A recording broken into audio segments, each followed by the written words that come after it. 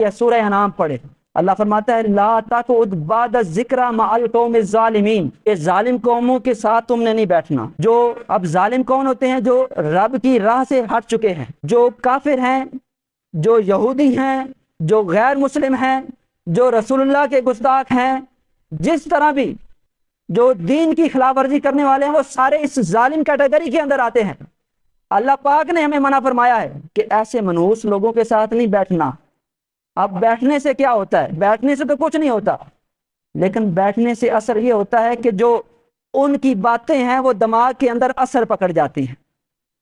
ان کا جو برا سافٹ ویئر ہے وہ وائرس ہمارے جو اچھے دماغ کے اندر اللہ پاک نے جو ایک نبوی سافٹ ویئر رکھا ہے، وہ وائرس پھر ہمارے دماغوں کے اندر آتا ہے، اور پھر جو ہمارا سافٹ ویئر ہے اس کو کریش کرنے کی کوشش کرتا ہے۔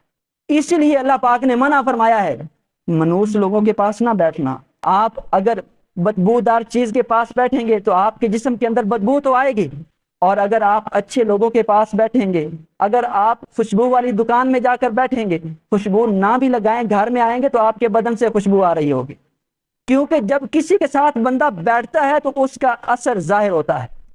اللہ پاک نے یہ ہمیں حکم دیا ہے کہ برے لوگوں کے ساتھ نہیں بیٹھنا، کیونکہ برے لوگوں کے ساتھ بیٹھیں گے تو ان کا جو کلچر ہے وہ ہمارے ذہنوں کے اندر پیدا ہوگا، وہ اثر دکھائے گا۔ یہ جو مسلمانوں کی یہ حالت بن چکی ہے، یہ دیکھا دیکھی ایسے ہی بنی ہے۔